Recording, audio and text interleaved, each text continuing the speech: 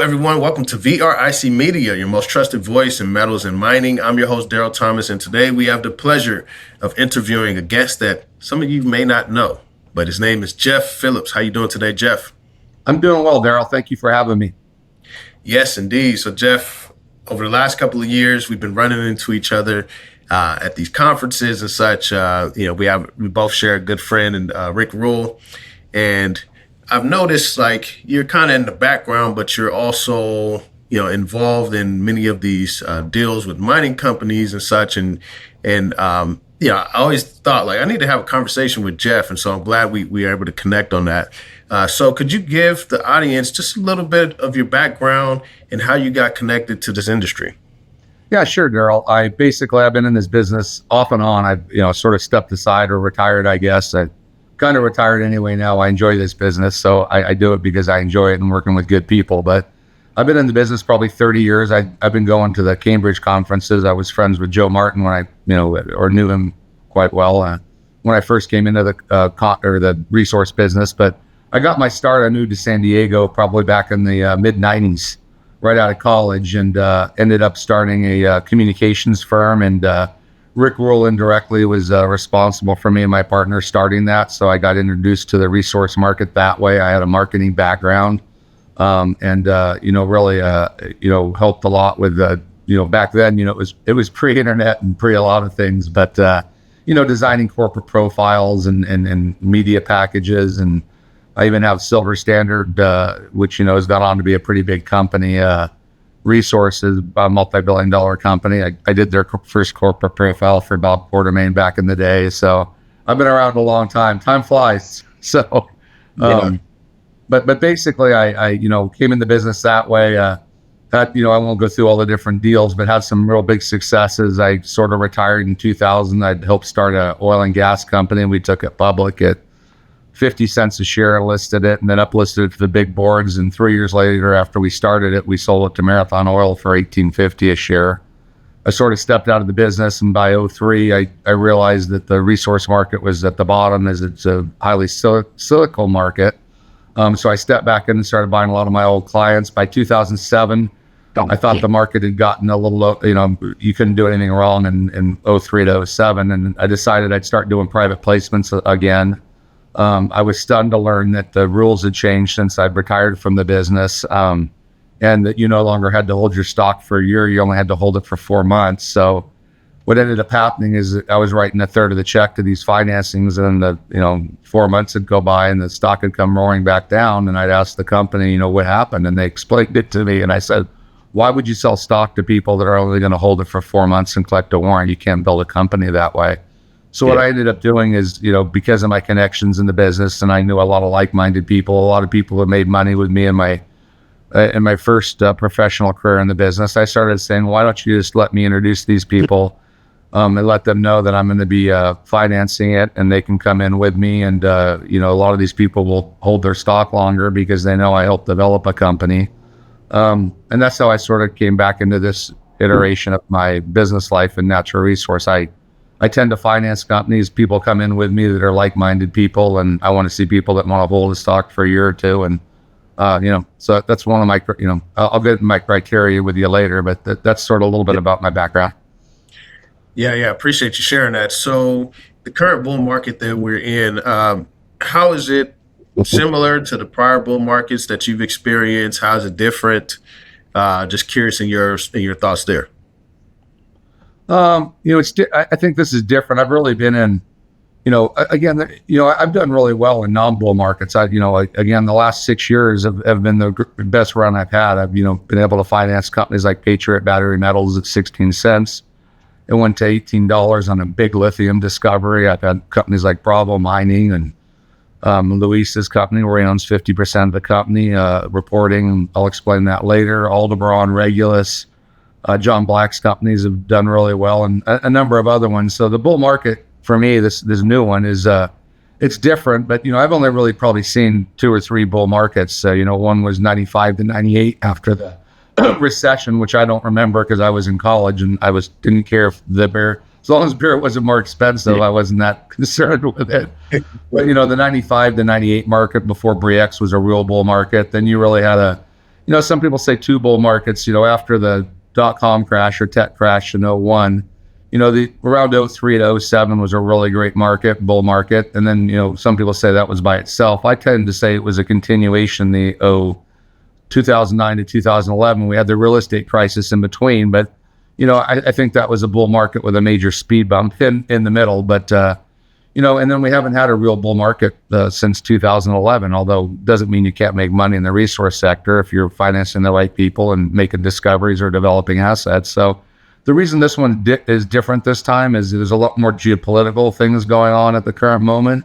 And you've had a 13-year dearth in exploration and development expenditures. So, I think this is a regular bull market because you've had less exploration, less discovery, and now metals prices go higher and you see more of that. But what's different this time is the security of supply. You've got the United States, on so many different fronts. I can't even cite them all, stockpiles and critical metals and the lists. And, everyone's realizing you can't totally depend on getting your rare earths from China or your antimony or your uranium from Russia or your platinum and palladium from South Africa, and I forget where else in Africa it comes from. So you're seeing a lot more country support for mineral exploration, which is the first time in my career. So, yeah. Okay. So curious in your thoughts on like the current, kind of macro environment. If you don't, really dive into the macro, that's fine. But I know it impacts, what we invest in, and it impacts natural resources. We see currently crude oil is on the run.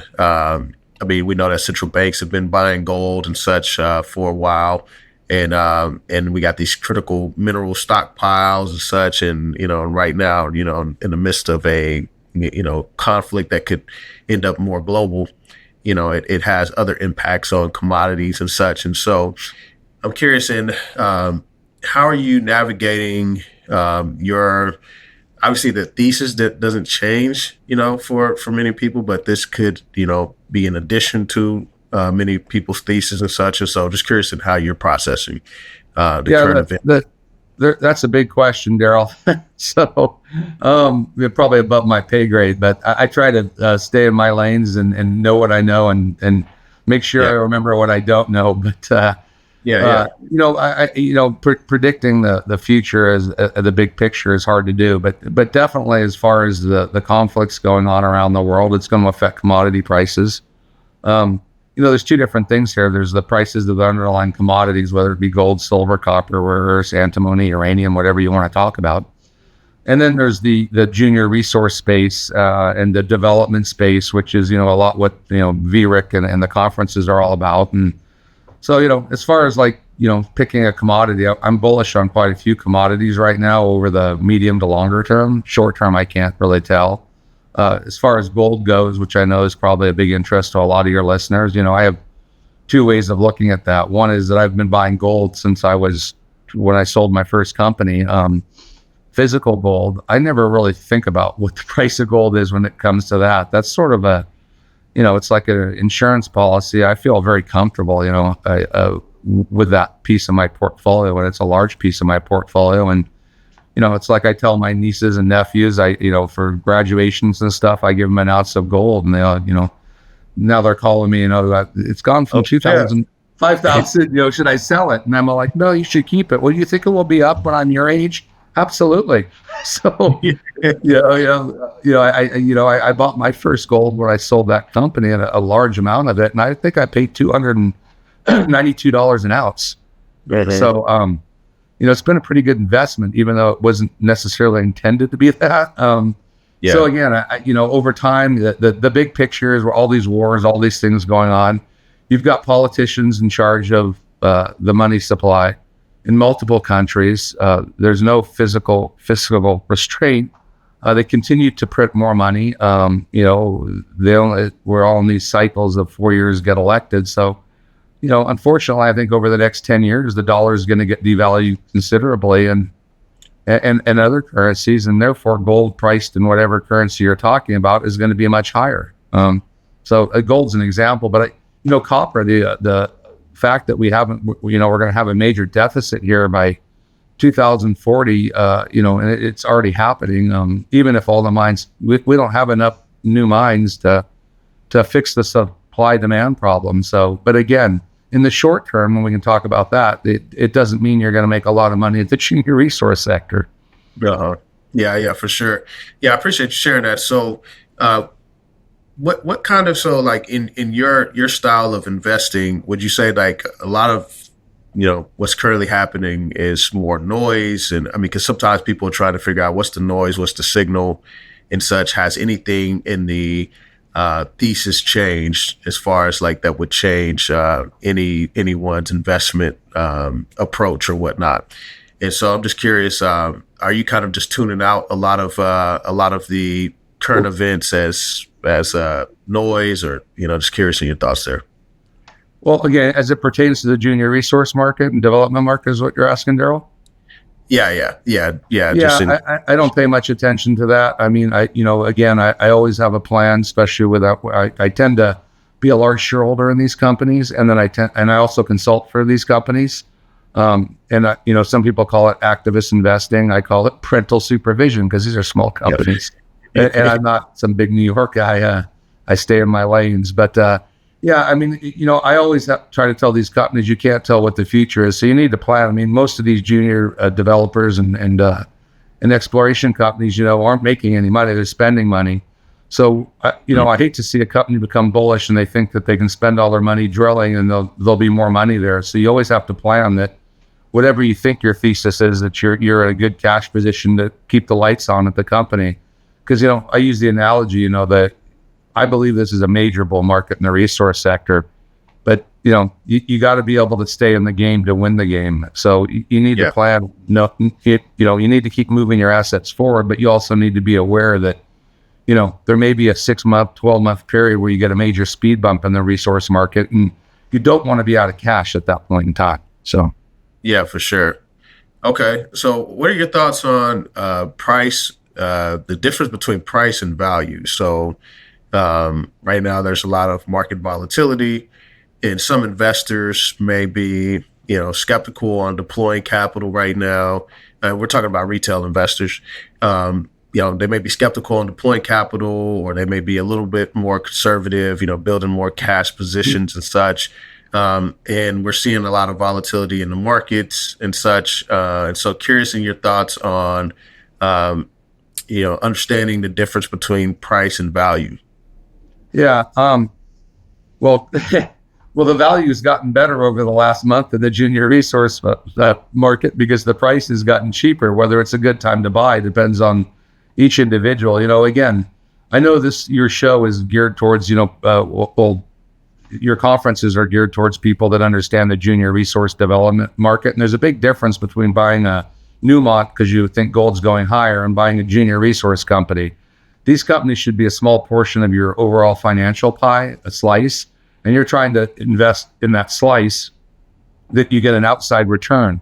But again, I'm not giving investment advice throughout this thing. This is just my own personal take on what I do. But so, and again, another real important thing for investors to know is a lot of people jump in this space, or they've been in this space, and they end up owning 60 companies.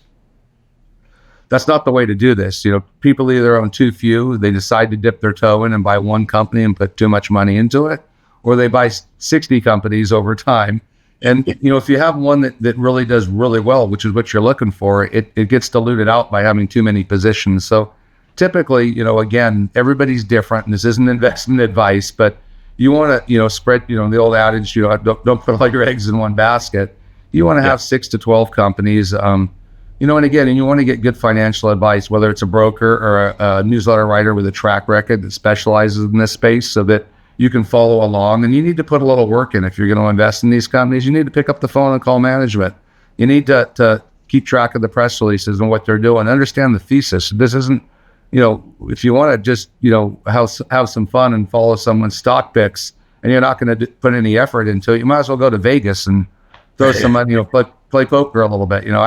This isn't investing. It's really educated speculating in the resource market. So, But our project is right in the southeastern corner of Wyoming. In the space of 4 years, fully engineered, fully permitted. The ASIC is what caught my eye, $937 per ounce. 110,000 ounces per annum. First year of production is the most impressive. 132,000 ounces of gold, 24 million pounds of copper. You really want these things front-end loaded like that.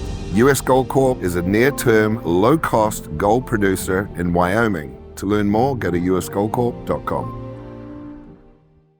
What's your criteria? So whenever you're approached with by a company, a CEO or whatnot, what's some of your criteria for you to deploy your capital and say like, okay, I think that this is a good project? Well, first off, at this point in my career, I know a lot of people in the business. And if I don't know somebody, I can pick up the phone and call somebody who knows that person.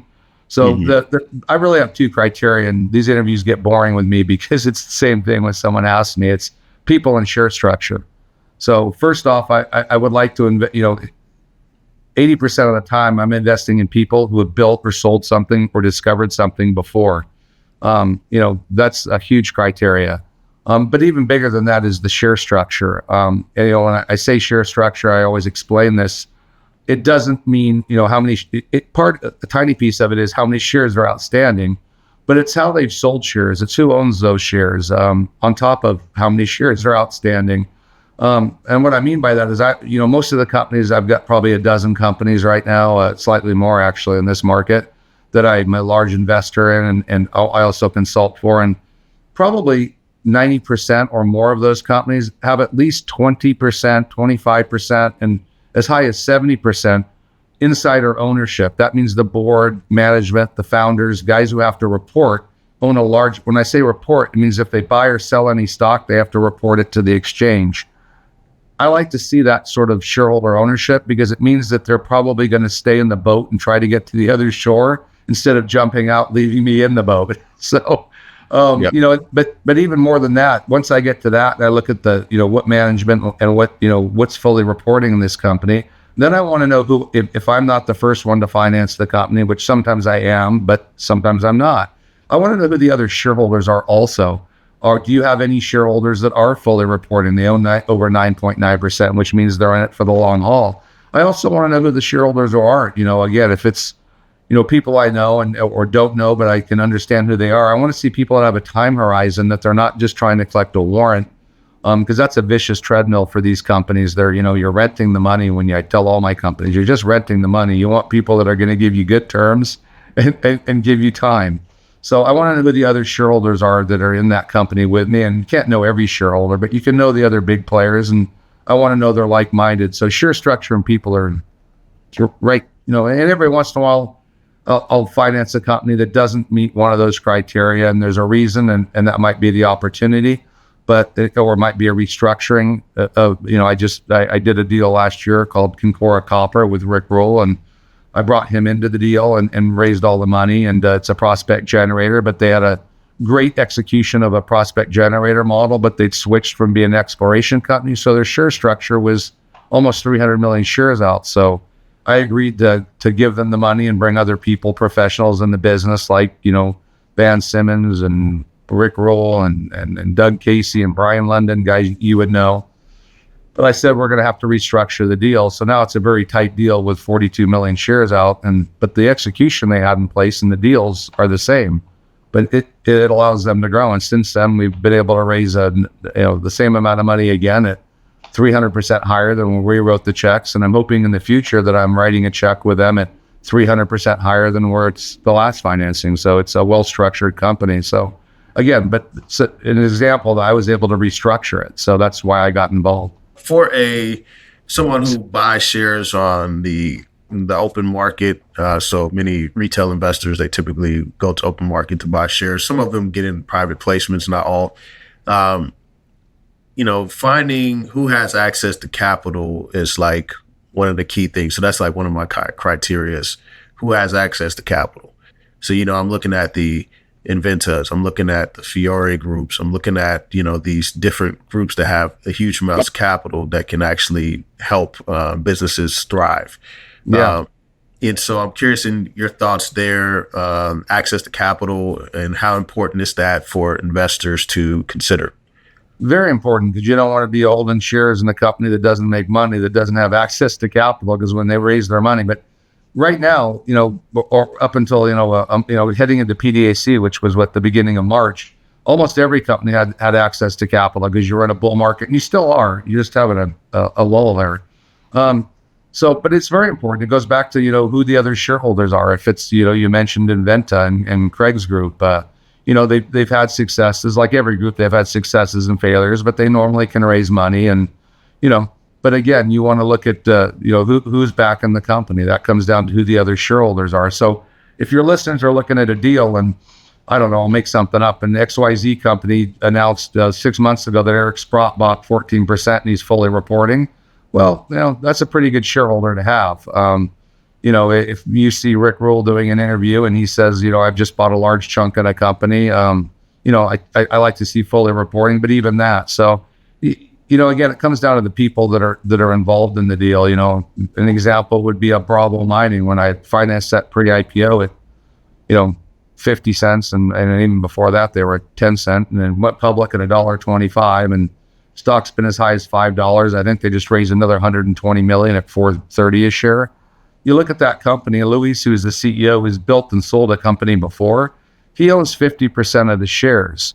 And then you look and see that BlackRock, the major whatever they are, owns 10% in one of their resource funds, or 9.9%. And Tembo, another major fund, owns 9.9%. We're at 70% of the company. Clearly, Bravo has access to capital. So, and hence they've been able to raise a couple $100 million since going, from their pre-IPO to IPO and that was just 3 years ago. So again, people, access to capital, a lot of times that gives you the access to capital. Yeah, for sure. And you mentioned something key. You mentioned that Luis from Bravo that had built and sold a project in the past. So that's an indicator of success. Like, okay, Correct. You're, when you're working with someone, you want to work with these companies that have successful CEOs and people that have been around the business for a while. My only pitfall with that I have to remind myself of is like, okay, I'm going to invest in this, not financial advice, but, I'm going to invest in Dakota Gold because, I like the project. Quartermain. And so, but then that could also be, I don't know if that's like some investor bias or what, just because it's Bob Quartermain. That doesn't necessarily mean it's going to be, he has 100% success rate, but you're looking at probabilities and things of that nature, right? And so I'm curious in how you kind of, and is that where, just kind of like the risk and position sizing matters, because you don't want to put all your eggs in one basket behind a Bob Quartermain, even though he's had huge success. Because it doesn't necessarily mean he's going to be 100% on the success scale, right? That comes down to the 6 to 12 stocks and having, your eggs spread. And again, I often say, all 12 of the companies I have, are real people trying to do real things. And, but if I rank it's always funny because someone says, what's your favorite company? Well, if I listed them from 1 to 12, most undoubtedly, what always happens is 8, 9, or 10, or even 12 makes the big discovery.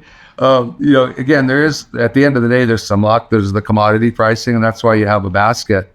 But again, you brought up, there's some big names in this business, and some of those people I respect, and some of those people, even though they've been successful, I don't necessarily agree with the way they do business. But you brought up Bob Quartermain, and there's a couple guys that, I just think are, first-class guys in this business, which is saying a lot because I've been around a long time. But a Bob Quartermain or a Ross Beatty, there's lots of guys with names that have had success, both as financiers and as exploration and developing companies. But those guys have been serial, for longer than I've been around. They've had failures, but they've had a lot of successes. And what I've always noticed about Bob Quartermain and Ross Beatty, when they're in charge of a company, it tends to be, that they're going to do the right thing by their shareholders. And a lot of other people that are successful in our business still, it's a me first type situation. Those two guys have, in my opinion, again, have always done it the right way. So again, you had a couple of companies that they're involved with in your 12 companies that's probably pretty damn big. Yeah, yeah. I've also found some companies that are, they may pop up at the Rural Symposium, as Rick brings in companies that he's actively invested in, but the Yeah. CEOs may be like not as well known in the industry, and that kind of sometimes it seems like I don't want to say it seems like a dark cloud over over the CEO, because they can have an amazing project, but not necessarily have the popularity or the success rate or whatnot of like a Ross Beatty or Bob Quartermain. Yep. And so, how do you typically approach that situation where Well, you're trying to find the next Bob Quartermain or Ross Beatty. So, and again, it comes down to, I've got a couple companies where they haven't built and sold a company, but they're younger geologists now in their early 40s that had success with major companies, and they've broken out on their own, and they have good share structures. So, I do back people. Again, not every company I have has somebody that a number of them do that have built and sold a company, but again, I'm looking for the person that's had success in a bigger company, or this is, their first shot and they're really hungry to do it. But again, you brought up, Rick Rule's conference is a great conference once a year in Boca Raton, Florida. And, Rick has a criteria that every company, he doesn't say they're all going to work, but he's vetted them all, and he's a shareholder in those companies. But, Rick's a value investor, and one of the best ever in the resource sector. So, so we have a little different criteria. We've talked about that, and I'm sort of bringing them over to the share structure thing, but you can have a lot of value in a company, but if management isn't able to tell the story, or there's, you may not see that value. So you want to make sure that, when you see a company that offers a lot of value with their underlying assets or is undervalued, that there's a plan to why are they undervalued? Why has their story not gotten out there? Is it share structure? Is it the people that aren't able to, and there's opportunities. That's what's great. You can, Rick's turned me on to some companies over the years that have been great, but they needed to have a few things tweaked, a little parental supervision, and to unlock that value. Yeah, for sure. Okay, so I'm curious, as we continue to progress throughout this bull market, for me, like my longer term positions, my longer term holds are the royalty and streaming companies. As I understand the business model a lot better than some of the other parts of the sector. And I also, I just love the business model. And so, when I think of like, okay, which stocks can I hold, forever, or which stocks can I hold for a long time, that, I wouldn't want to sell, wouldn't want to sell in any time in the near future. I mean, a lot of those would be like a Wheaton Precious Metals, Empress Royalty, is obviously a company. Shout out to Alexandra there. And, and I just really believe in that model. So just curious in your thoughts on royalty streaming space versus like, some of the junior resource, exploration space and stuff. And I mean, because exploration companies is like, okay, they make a discovery, people typically get out, and they may not be a forever hold or whatnot. So just curious in your thoughts there. Well, that's a lot of questions there, Daryl, for my one cup of coffee morning. But first off, on the royalty and streaming companies, are fantastic investments over the years because they have less risk in operating a mine. They get a piece of that mine. They can be run on a lot less employees. So it's almost like a model where you get the exposure to the underlying commodities with less risk in the operational side. But they're, in the royalty space, like you mentioned, a couple of companies, Franco-Nevada has been around forever. It's, I don't know how many billions and billions of dollars of market cap. Rick Rule told the story that he put his last money in after the 1970s bust into Franco-Nevada, and, I can't remember his story, $6,000 or $10,000. And I forget how much it grew, but it's massive over the last, 40 years. So royalty companies are great. You brought up Empress Royalty, which is a very small gold and silver royalty company run by Alexandra Woodruff-Sharon, a fantastic woman that built the business from scratch about 5 years ago. She started the company. She's got 4 or 5 producing royalties. She's cash flow positive now for the first time, I think, in the last 12 months, and is making money. The difference between an Empress and a Franco is Franco has many billions of dollars, and Empress is a I don't know, 130, $120 million market cap company. So on an Empress, it comes back to, again, you're betting on people and you're betting on Alexandra to continue to execute.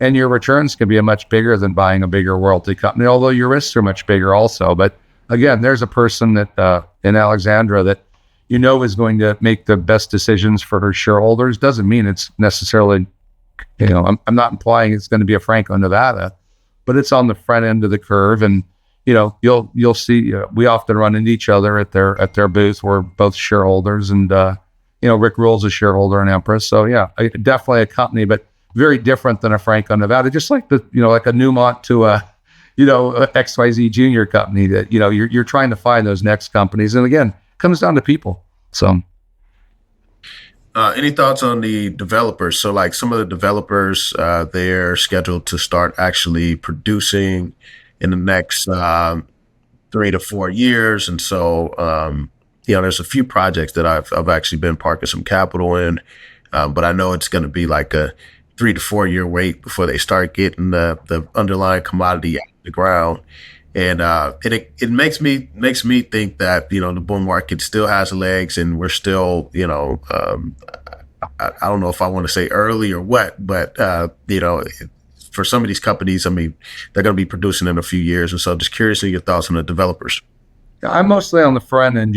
What my business model is, Daryl, and again, it doesn't mean, there's so many different models in the resource space, but I'm tending to finance companies with a really the front end of the curve, $5 to $30 million market caps. My goal is to see those companies graduate to, $300 to $500 million market caps in a couple of year period of time, developing their asset, whether it's a known asset that they're showing can work at these prices or making a discovery.